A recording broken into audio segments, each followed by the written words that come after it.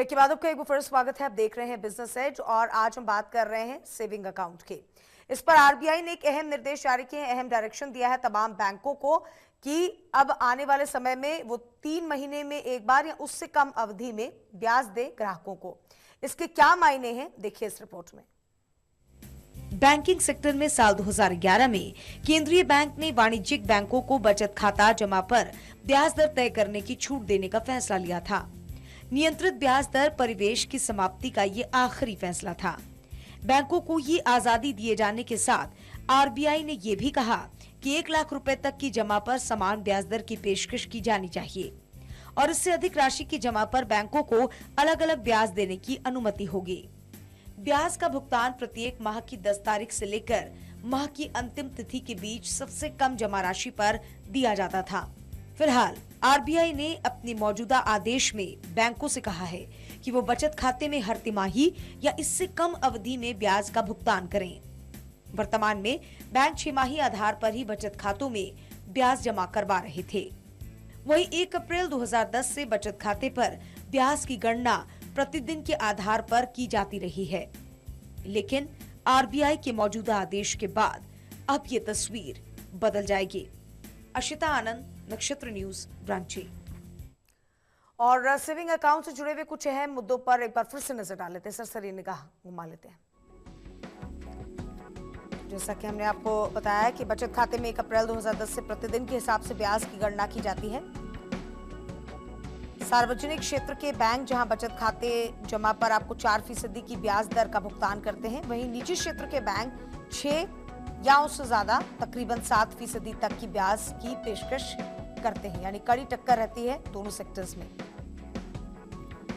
बचत खाते में कम अवधि में ब्याज भुगतान करने से बैंकों पर 500 करोड़ रुपए का बोझ पड़ सकता है, ये एक अंदाजा लगाया जा रहा है।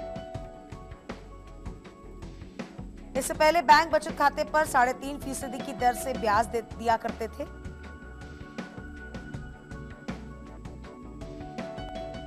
ब्याज का भुगतान प्रत्येक माह की 10 तारीख से लेकर माह की अंतिम तिथि के बीच सबसे कम जमा राशि पर दिया जाता था।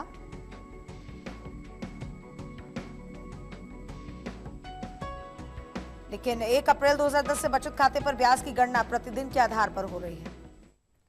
और फिलहाल हमारे साथ यहाँ पर 2 दिग्गज जुड़े हुए हैं। महेंद्र जी, ऑप्शंस क्या क्या है सेविंग के लिए लोगों के सामने? देखिए, सेविंग्स के लिए अगर हमको बचत खाता जो हमको तुरंत पैसा कभी भी चाहिए ऑन डिमांड मिल सके, तो उसमें एक बैंक के डिपॉजिट्स हैं, एक पोस्ट ऑफिस के डिपॉजिट्स हैं। पोस्ट ऑफिस के रेट ऑफ इंटरेस्ट बैंक के रेट ऑफ इंटरेस्ट से हायर है जी, और पोस्ट ऑफिस की सुविधा भी अच्छी सुविधा है।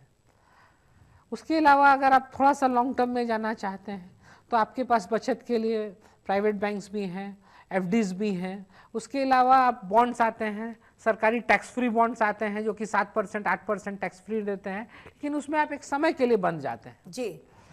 इसके अलावा आप आरडी कर सकते हैं, रेकरिंग डिपॉजिट, जिसमें आप एक फिक्स्ड अमाउंट कुछ महीने तक हर महीने बचा के डालते हैं, लेकिन इसमें दिक्कत यह है कि आपको पेमेंट वो अवधि समाप्त होने के बाद मिलता है। उसके बाद फिक्स डिपॉजिट है, आरडी है, शेयर बाजार है जहां पर लिक्विडिटी बहुत है लेकिन रिस्क भी उतना ही हाई है। और गोल्ड में भी बहुत लोग निवेश करते हैं। गोल्ड में आप इन्वेस्ट करते हैं। गोल्ड में अगर आप देखिएगा कि जब भी आप ज्वेलरी में जाके, भारत में ज़्यादा क्या होता है कि हम लोग हर त्योहार पर परिवार के लिए सोना खरीदते हैं। सोने को हम रॉ सोना नहीं खरीदते हैं, हम कोई उसके लिए गहना लेते हैं। जब गहना लेते हैं तो उसका मेकिंग चार्जेस और वो जो खोट होती है जब आप बेचने जाते हैं तो 30%। एक पुरानी कहावत है कि अगर सुनार के यहाँ सोना 4 बार गया तो वो 0 हो गया, वो सुनार का हो गया। तो 25% से 30% का गेन हर टाइम में ज्वेलरी में जी, तो उसमें नुकसान ही है। और अगर पिछले 20 साल में देखिएगा, 15 साल में गोल्ड के रेट में ऐसा कोई जो सेविंग रेट ऑफ इंटरेस्ट से जो इनकम होता था उससे भी कम रहा है। जी, दानेंद्र जी आप बताइए क्या कुछ ऑप्शंस हैं और किन बातों का ध्यान रखना चाहिए उसे चुनने वक्त? देखिए, सेविंग्स अकाउंट में जहाँ तक इन्होंने कहा कि ऑल अन्य ऑप्शन जो शेयर मार्केट, गोल्ड मार्केट और ज़मीन में लगाना, ये सब तो है जो रीच पर्सन्स है, ये समाज के ऊंचे तबकों के लिए है जिनके पास बचत की मात्रा ज़्यादा है।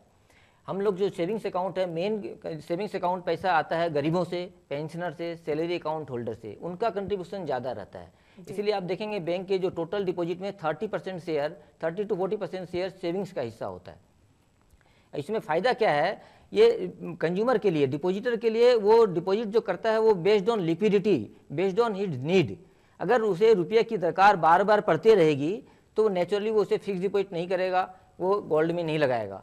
ये सेविंग्स में वही पैसा रखा जाता है, जीवन का वही कमाया हुआ हिस्सा जो बार बार यूज में समाज में आते रहे। तो जो आप सावधानी बरतने के लिए बोले हैं, तो जो आदमी जमा करता है उसे ये ध्यान में रखना होगा कि यूनियन बैंक या कोई भी बैंक की कौन सी शाखा में, कौन सी बैंक और कौन सी शाखा में काम अच्छा होता है, समय से तुरंत पैसा मिलता है, व्यवहार अच्छा होता है, अन्य चार्ज नहीं लगते हैं, बेईमानी नहीं होती है, तो भ्रष्टाचार नहीं होता है। हाँ, भ्रष्टाचार नहीं होता है, तो ऐसे बैंक का उसे चुनाव करना पड़ेगा। ये ऐसे बैंक का चुनाव जिसमें एटीएम तुरंत मिल जाता है, एटीएम से वो जब चाहे जब बाहर में पैसा निकाल सकता है, एटीएम की मशीन जिसकी हमेशा प्रोडक्टिव वे में काम करती रहती है, ये सब छोटी छोटी बातों को ध्यान में रखते हुए उसे बैंक का चुनाव करना है। लेकिन सवाल यह है कि एक जिसके पास पैसा ज़्यादा नहीं है वो उसे कभी भी गोल्ड में या जमीन में इन्वेस्ट नहीं करेगा, और नॉर्मली सेविंग्स का पैसा पेंशनर और सैलरी क्लास का ही होता है, तो उनके लिए बैंक ही अच्छा माध्यम है जहां पर रुपया जमा किया जा सकता है, जहां पर सेफली हमें ब्याज। अब रहा उसके लिए मैं एक चीज और बता देता हूँ आपको, सेविंग्स का और भी ऑप्शन है। अब ये सभी बैंक में आप देखेंगे अगर सेविंग्स 4% इंटरेस्ट देता है तो एफडी में 7 से 8% है,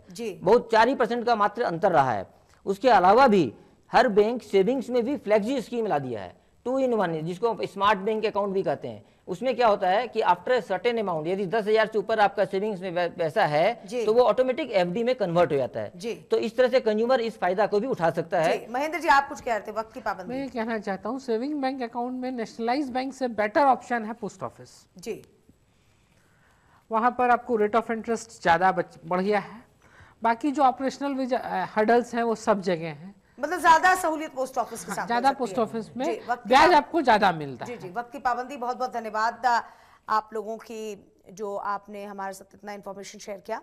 तो कुल मिलाकर कहा जा सकता है कि सेविंग्स अकाउंट पर आरबीआई ने जो निर्देश दिए हैं, जाहिर सी बात है कि इसका फायदा ग्राहकों को भले छोटी मार्जिन से ही सही लेकिन जरूर होगा।